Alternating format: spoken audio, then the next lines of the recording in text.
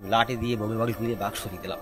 এবার টার্গেট করে এখন ওই লাভ পড়েছিল, লোকটা এরকম মাছ ধরতেছে আর ও ঠিক এমনভাবে লাভ দিয়েছে, আর ও লাভ দেওয়ার সঙ্গে সঙ্গে লোকটা একটু সরিয়ে গেছে, সরিয়ে দেওয়ার সঙ্গে সঙ্গে বাঘটা ওই কাটায় পড়ে। নমস্কার বন্ধুরা, আমরা এই মুহূর্তে রয়েছি সুন্দরবনের শেষ গ্রাম হেমনগর গ্রামে। আমরা এখন এমন একজন মানুষের সঙ্গে কথা বলতে চলেছি, উনি আগে জঙ্গলে যেতেন মাছ কাঁকড়া ধরতে। তো সরাসরি ওনার মুখ থেকে ওনার অভিজ্ঞতার কথা আমরা শুনে নেব। আচ্ছা দাদা, আপনার নাম? আমার নাম মনোরঞ্জন মন্ডল। আপনি তো একসময় সুন্দরবনের জঙ্গলে মাছ কাঁকড়া ধরতে যেতেন। হ্যাঁ, জঙ্গলের কতটা ভিতরে চলে যেতেন? ও জঙ্গলে গিয়েছি অন্তত 24 ঘন্টা 25 ঘন্টা ভিতরে। বাবা, তাহলে প্রায় সাগরের কাছাকাছি জায়গা। বগের মধ্যে ছোট মধ্যে থুয়ে, তারপরে ওখান থেকে কালকে গেছি চামটা গেছি, তা বইকণ্ঠ গেছি। তো চামটার জঙ্গলে শুনেছি তো বাঘ খুব হিংস্র, বিরাট তো বাঘ। বাঘের দেখা হয়েছে নাকি? হাটে হ্যাঁ, অনেকবার বাঘ দেখা হয়েছে, অনেকবার বাঘ দেখেছি। ওখান থেকে ওই ফল খুঁটে আচ্ছা চারা তুলে নিয়ে আসতাম ফরেস্টার থেকে। আচ্ছা তুলে এনে আমরা এখানে আনতাম, এখানে এনে এখানে রেখে হ্যাঁ ফরেস্টার থেকে যেতাম, পাড়ায় দিতে পাশ করে যেতাম। ও গিয়ে সেখান থেকে আমরা 1 সপ্তাহ থাকতাম, আচ্ছা ফল সংগ্রহ করতাম। আমাদের একখানে বড় বোট থাকতো আর দুখানে নৌকো থাকতো, নৌকা উঠে ছোট খালে ঢুকতাম। আচ্ছা সেখান থেকে ফল সংগ্রহ করে নিয়ে ও কুড়িয়ে আমরা এই বড় বোটে যাত করতাম। সেখান থেকে 1 সপ্তাহ আমাদের পায়ে দিত, 1 সপ্তাহ পাশ করে ওখান থেকে আইনি আমরা আমাদের গ্রামে নিয়ে আসতাম। গ্রামে নিয়ে সেই সবগুলো আমরা ফরেস্টারে ওখানে রেখে দিতাম। সেখান থেকে এই সব ফল সব চারিদিকে মানে এখানে ওখানে সমস্ত জঙ্গলে লাগাইতো, বহু জায়গায় বহু জঙ্গলে। আর ওই যখন মাছ ধরতে যেতেন আপনারা কোন জালে মাছ ধরতেন? আমরা যখন মাছ ধরতাম তখন আমাদের মাছ ধরা ছিল বড় ফাঁসের জাল। আচ্ছা, জাল ছিল, ও ছোট মাছ ধরা যাবে না। 2 কেজি 2.5 কেজি এরকম ধরনের মাছ আচ্ছা ধরা হতো। 2 কেজি 2.5 কেজি? হ্যাঁ। কি কি মাছ ধরা পড়তো তখন? কান মাছ, তারপরে আপনার জাবা মাছ, সিলেন মাছ, বাবা। তারপরে দান্য মাছ, তারপরে ভোলা মাছ, কৈবল মাছ। ও এটা চরপাটা জাল না? খালের মধ্যে পাটা জাল দেওয়া হয়, খালের মধ্যে দেওয়া হয়। ও তাহলে তো ওটাতে ঝুঁকি রয়েছে, মানে হ্যাঁ। ভাটা হয়ে গেলে তখন মাছ ধরতে হয়। ভাটাবেলা জাল বসিয়ে দেই, দিদি জাল করিয়ে দিলাম, দিদি মাছ উঠে গেল। হ্যাঁ হ্যাঁ উঠে যাওয়ার পরে এবার আস্তে আস্তে ওই মাছ সব জাল তুলে দেই, জল পড়ে গেল, মাছ তখন জালে এসে গেল। ওর থেকে আমাদের বড় মাছগুলো বেশি নেই, এগুলো নেবার মতো বিক্রি হবে, যে মাছগুলো বিক্রি হবে সেই মাছগুলো নেবো, আর যে ছোট মাছগুলো আমরা ছাড়িয়ে দেবো। কিন্তু ওই মাছ ধরার সময় তো বাঘের আক্রমণের একটা ঝুঁকি রয়েছে। আমাদের ওই উপরের দিকে মানে সব দিকে লক্ষ্য রাখতে হবে। অনেক সময় ওইভাবে মানে মাছ ধরার সময় লক্ষ্য রাখা যায় না। মোট কতজন থাকতেন এক এক নৌকায়? 6 জন। আচ্ছা, তা 6 জনের থেকে আমরা দেখা 3 জন, এই 2 সাইডে 2 জন থাকে, আর মধ্যখানে মাছ ধরার। ওই মধ্যে এমন সময় 2 সময় এমন হয় উপর থেকে বাঘ লাভ দেয়, এসে লোকের ঘাড়ে পড়ে, মানুষ ধরে নেয়। আপনাদের নৌকায় এরকম ঘটনা ঘটেছে নাকি? অনেকবার বাঘ বসেছিল জালের ধারে, কিন্তু আমরা বাঘ দেখেছিলাম। আমরা সবাই মানে জাল সবাই একসঙ্গে হইয়ে মানে লাঠি দিয়ে বগি বগি করে বাঘ সরিয়ে দিলাম। বাবা, সরিয়ে দেওয়ার পরে আমরা মানে কত কাছে চলে এসেছিল? কত কাছে, ওই রকম ধরুন ওইরকম 20 ফুট হবে। কি সর্বনাশ! 20 ফুট কাছে। মানে ও একজনকে কি টার্গেট করেছিল? যা 5 জন লোক থাইলি, যাকে টার্গেট করবে একজনের ধরবে। বাবা, ও কাকে টার্গেট করেছিল আপনারা বুঝতে পারেননি? না, এখন এবার টার্গেট করে এখন ওই লাভ পড়েছিল, পড়ে গিয়ে এবার পলায় ঘুরে সঙ্গে সঙ্গে বগে বগে করার সঙ্গে সঙ্গে মানে ও এমনভাবে লাভ দিয়েছে, লোকটা এরকম মাছ ধরতেছে, আর ও ঠিক এমনভাবে লাভ দিয়েছে, আর ও লাভ দেওয়ার সঙ্গে সঙ্গে লোকটা সরিয়ে গেছে, সরিয়ে দেওয়ার সঙ্গে সঙ্গে বাঘটা ওই কাটায় পড়ে। ও টার্গেট মিস করেছে, টার্গেট মিস করে বাঘও বুঝতে পারেনি যে হঠাৎ সরে যাবে।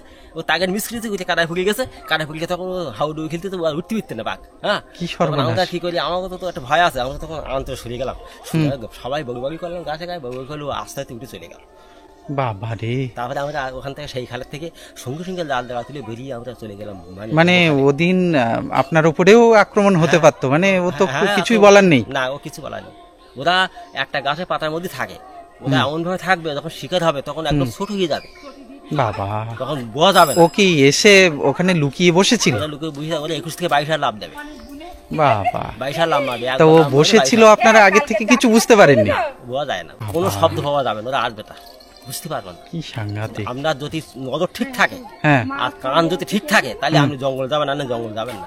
বাবা, তা ওই দিনকে মানে ওই যে মাছ যেগুলো ধরেছিলেন সে মাছ ফাছ ফেলে চলে এসেছিলেন না? মাছ আর আমাকে জালটা তুলতে পারিনি, আমাদের মাছ জালও ফেলে চলে এসেছিলেন? ফেলে চলে এসেছিলাম, মাছটা আমরা নিতে পারিনি, সব ছেড়ে দিলাম, ছেড়ে দিয়ে নৌকো নিয়ে বগাখালি বেরিয়ে এলাম। তো ওখান থেকে নৌকো কত দূরে ছিল? ওখানে নৌকো ছিল ওই জালের পিছনে ছিল, নৌকো কাছাকাছি ছিল। তার ওখান থেকে বেরোলাম, বেরিয়ে ফরেস্টারের সঙ্গে সঙ্গে ফোন করলাম, হ্যাঁ, যে আমরা চলে আসুন, এরকম জাল দিয়ে এলাম, আমরা জালটা তুলতে পারতিনি, আমাদের ওখানে জাল দিয়ে আমাদের এই বাঘ আক্রমণ করেছে, আমরা জালটা তুলতে পারিনি। তখন ওরা আইলো, এসে ওরা তখন বললো ঠিক আছে ভন্ডাবেলায় আমরা যাবো পাত্র নিয়ে, আমরা ডিউটি করবো, তোমার সমান জাল তুলে নেওয়া। তারপর ওরা অফিস থেকে আইলো, জাল পেয়েছিলেন? হ্যাঁ, জাল তুলে নিয়ে এলাম, জাল টাল দিয়ে ও আপনারাই তুলে নিলেন, আর ওনারা পাহারা দিলেন? ওরা পাহারা দিল। আচ্ছা আচ্ছা। তুলে বললো তোমরা চলে যাও, তোমরা এই খালে আর জাল দিও না, ও আবার তোমাদের কালকে জাল দিয়ে আবার আক্রমণ করবে। আচ্ছা আচ্ছা। না ওই খালে আর আমরা জাল দিই না, এই খাল থেকে জাল তুললাম, তুলে। তা মাছের ক্ষেপে কতদিন থাকতে হতো জঙ্গলের ভিতর? থাকতাম 4 দিন 5 দিন এরকম থাকতাম। ও বরম নিয়ে দিতে, বরম নিয়ে মাছ বরফ করতে হবে। আচ্ছা আচ্ছা। ওর মধ্যে দেখা যাচ্ছে কোনোদিন মাছ হবে, কোনো খালে হবে, কোনো খালে হবে না। কোনো খালে দেখা যাচ্ছে 50 কেজি হলো, কোনো খালে দেখা যাচ্ছে 1 কুইন্টাল হলো, কোনো খালে দেখা হলো মাছ 10 কেজি হলো, কোনো খালে দেখা যাচ্ছে মাছ নেওয়া গেল না, মানে স্রোতের টানে জাল উল্টে চলে গেল। ও মানে একটা জোয়ারেই তো মাছ ধরা পড়বে? জোয়ারে মাছ ধরা পড়বে। আচ্ছা। একটা জোয়ার নিলাম, আর রাতের বেলা বিশ্রাম? রাতে জাল দেওয়া হবে, রাতে জাল দেওয়া হবে, রাতে খুব রিস্ক হয়, রাতে জাল দেওয়া হয়। বাবা, রাত্রে বড় খালি বেরিয়ে থাকে আমার। ও এই নদীতে পাশে নদীতে বেরিয়ে গ্রামে থাকে। ও আচ্ছা।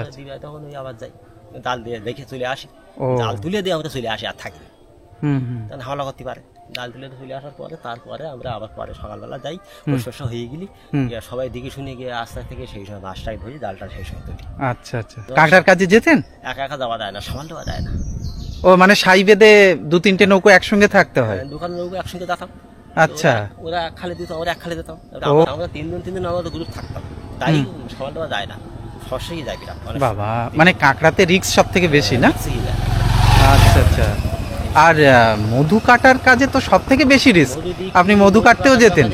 মধু কাটাটা সিস্টেম আছে আমাদের, যখন পায়ে দেয় তখন আমরা মধু কাটতে যাই, ওখানে এখানে নাম লেখাতে হবে, লিখিয়ে নাম টাম লিখিয়ে ওখানে নৌকা নাম লেখাবে, নিজের নাম লেখাতে হবে, আধা কাটা এই কাজ সব জমা দিতে হবে, ওরা কাজ করতে যাবে, ওরা ডেট করবে, সেই ডেটে আমাদের দিতে হবে। এবার মধু যদি আমরা দেখা যাচ্ছে যে মধু পাবো, সেই মধু আমাদের ফরেস্টারে দিতে হবে জমা, মানে পুরোটাই দিতে হবে না? দিয়ে দিতে হবে। ও তা মধুর কাজে যখন যেতেন এক এক নৌকোয় কতজন করে? একজন 12 জন 15 জন। আচ্ছা, 12 জন 15 জন করে পাস থাকবে, নাম থাকবে। আচ্ছা। এবারে 12 জন থাকবো, আমাকে 1 সপ্তাহ হয়তো 15 দিনের পাস থাকবে, 15 দিন পরে আমাদের চলে আসতে হবে।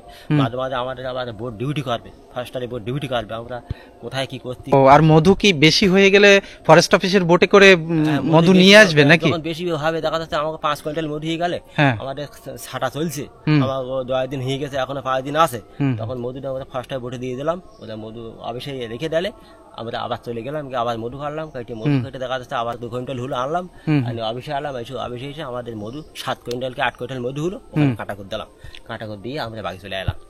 আমাদের ওখানে হয়তো 15 দিন পরে কি 20 দিন পরে একটা টাকা দেবে, সেই দিন করবে, আমরা যাবো। তাই এরকম হয় যে ধরুন আপনারা যে জঙ্গলে ঢুকলেন সেখানে আরেক দল আগে মধু কেটে চলে গেছে? হ্যাঁ, ওরকম হয়, ওরকম হয়। এরকম নিজেদের মধ্যে কোনো বোঝাপড়া থাকে না যে আমি এই জঙ্গলে ঢুকছি, তুমি ওই জঙ্গলে যাবে, এরকম হয় না? না, ও অনেকে দেখা যায় আগে কেটে গেছে, আমরা দেখতে কাঁদি দেখলি বোঝা যায় যে এইখানে এই জায়গা থেকে মধু কেটে গেছে, এখানে মধু কাটা হয়ে গেছে, বুঝতে পারি। ও আচ্ছা, উঠলেই বোঝা যায়। তখন আমি বললাম এই খাল ছেড়ে দিতে হবে, এখানে হবে না, এখানে অন্য এক পার্টির মধ্যে কেটে গেছে, আচ্ছা আচ্ছা, অন্য যাওয়ার যেতে হবে।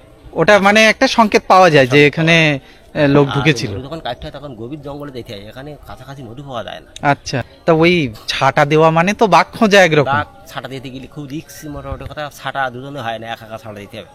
বাবা, একটা লোক 100 হাতের ছুটি, 100 হাতের মাথায় মাথায় একটা লোক থাকবে। ওরে সর্বনাশ। আমাদের ওই সংকেত হবে কু দিতে হবে খুব জোরে। ও আমি কু দেবো খুব জোরে, আচ্ছা, তাহলে আমি খবর পাবো, আর একজন কু দেবে, আমি খবর পাবো। আচ্ছা, আর এমনি চাক দেখলে তখন কিভাবে সংকেত দেবেন? তখন ওই মানে চাক দেখলে তখন আল্লাহ আল্লাহ করতে হবে, তখন আল্লাহ আল্লাহ করতে হবে, করলে তখন সবাই আসবে, এসে তখন ওই হেতালি পাতা ভাঙতে হবে, ভেঙে ওই বুলেন করতে হবে, সেই সময় ওই মধুটা কাটতে হবে। আচ্ছা আচ্ছা, কাটিয়ে ওই মধু কাটিয়ে বড় আগে আছে ধামা, মধু রাখতে হবে, দেখে এবার ওখান থেকে চাপতে হবে, চাপিয়ে আমাদের ড্রাম থাকবে, ড্রামে করতে হবে, ড্রামে মধু ঢুকিয়ে দিতে হবে, দিয়ে একজন ড্রাম টানবে, একজন আগে টানবে, আগে বলা হয়, আগে বলা হয়, আগে একজন টানবে, আগিটা রিক্স, আগিতে টানে তার যখন তখন দায় খাতি পারে, একাই যাবে, নৌকোয় রেখে আসবে ডাক্তার, সে মানে একা ছাড়া তার কোনো পথ নেই, বাবা বিশাল রিক্স। মানে ওই কাজ প্রথম থেকে যে আড়ি টানবে তাকে ওই কাজই করে যেতে হবে। আড়ি টানবে, সে আড়ি টানবে, সে অন্য কিছু করবে না। আচ্ছা, রান্না করবে, সে রান্না করবে, মানে ওই ভট চালাবে আর রান্না করবে, নৌকোতে একা থাকবে, নৌকোতে থাকবে, শুধু নৌকো চালাবে, রান্না করবে, সে শিঙে বাজাবে, শিঙে বাজালে বুঝবে কোন লাইনে আমার নৌকো গেছে। আচ্ছা আচ্ছা, সংকেত দিয়ে আমার শিঙেটা কি ওই মোষের শিং থেকে তৈরি হয়, তাই তো? শিঙে বাজাবে, তাহলে বুঝতে হবে যে এই আগে আমাদের নৌকো আছে, সেই আগে আমাদের বেরিয়ে আসতে হবে। জঙ্গল ঢুকলি অন্ধকার, একমাত্র খালে জোয়ার ভাটা ছাড়া বাড়ি কোনো পথ পাওয়া যাবে না। বাবা খালের জল যখন জোয়ার হবে তখন জল উপরে উঠে যাবে। তা ওই গভীর জঙ্গলের ভিতরে আপনারা পথ ঠিক রাখেন কি করে? পথ আমাদের এটাও ওই তো একটা বিষয়। গিয়ে অবশ্যই গেছে তো। আচ্ছা, আস্তে আস্তে অবশ্যই গেছে ও। মানে আমাদের এখানকার লোকই যারা জঙ্গল করে তারা এই কাজই করে। আচ্ছা তাতে এখন বাজানোর লোক কাটি অন্য সাইডে যাচ্ছে, এখন জঙ্গলে আর সবাই যাচ্ছে না। আচ্ছা, ওই ছাটা দিতে গিয়ে বিষধর সাপ টাপ পড়েছে নাকি সামনে? সাপ, বড় বড় সাপ আছে জঙ্গলে, মানে ওর সঙ্গে গাছে গর্জন করে, দেখা যাচ্ছে নিচে দিয়ে হেঁটে যাচ্ছে। হ্যাঁ, সেগুলো সামলে থাকবে। মানে নজর তো আপনাদের গাছের দিকে থাকে, গাছের দিকে এবার থাকে। নিচে কি আছে সাপ থাকতেও পারে। সাপ থাকতে পারে। আর অনেক সময় বানর আছে, বানর এই গাছে তো গাছে লাভ দিচ্ছে, ও লাভ দিয়ে ভয় দেখাচ্ছে গাছে আমাদের, এটা কোনো সমস্যা। আচ্ছা আচ্ছা, আমার দেখা যায় হরিণ ছুটে গেউ যাচ্ছে সামনে দিয়ে, হুস করে ছুটে গেউ যাচ্ছে হুস করে। মানে জঙ্গলের প্রাণী ওদের মতোই ওরা ঘুরছে, তার ভিতরে আপনারা। জঙ্গলের জীবজন্তু জঙ্গলই থাকবে, ওদের তো আর যাওয়ার জায়গা নেই। কিন্তু সমস্ত জীবজন্তুর বাঘের ভয়, বাঘ যেমন আমাদের ভয় করে, আমরা সেই রকম বাঘের ভয় করি, ওদের আবার মানুষের ভয় করে। 10-15 জন লোক থাকে তখন ওরা ভয় পায়, আচ্ছা সাহস করতে পারে না। ওই জন্য একটু যখন সুবিধা পাবে, সিঙ্গেল পাবে, তখন তোমাদের উপর আক্রমণ বিশেষ করে কাঁকড়ার নৌকোতেও মানে 3 জন করে, তার বেশি তো থাকে না। আর কাঁকড়া নৌকো রিস্ক বেশি, কারণ 3 জন করে লোক থাকে, ওতে খুব রিস্ক। যখন তখন যে কোনো একটা লোক তুলে নিতে পারে। তখন তুমি কাঁকড়া বাচ্চো, কাঁকড়া তুলতে ঘাটে তুলে হাঁটা দেয়। আচ্ছা আচ্ছা, ওর কোনো গ্যারান্টি নেই। ও এই হচ্ছে সমস্যা। এইভাবে এখানে এখন বর্তমান চলছে। এখানে গনমুখে সবাই কাঁকড়া মারতে গেছে। আচ্ছা কাঁকড়া এখন কেজি ধরো এখন 500 টাকা 1000 টাকা কেজি আছে। বিরাট কাঁকড়া যেগুলো সেগুলো 1000 টাকা কেজি। ও ভালোই দাম আছে। সাইজ আছে সেগুলো 500 টাকা কেজি, একটা ছোট সাইজ আছে সেগুলো 200 টাকা কেজি। আচ্ছা, অনেক ধন্যবাদ, ভালো থাকবেন। আমরা ভিডিওটি এখানে শেষ করছি। ভিডিওটিতে অবশ্যই লাইক করবেন, কমেন্ট করবেন আর চ্যানেলটি সাবস্ক্রাইব করে পাশে থাকবেন। সবাই ভালো থাকবেন, সুস্থ থাকবেন। নমস্কার।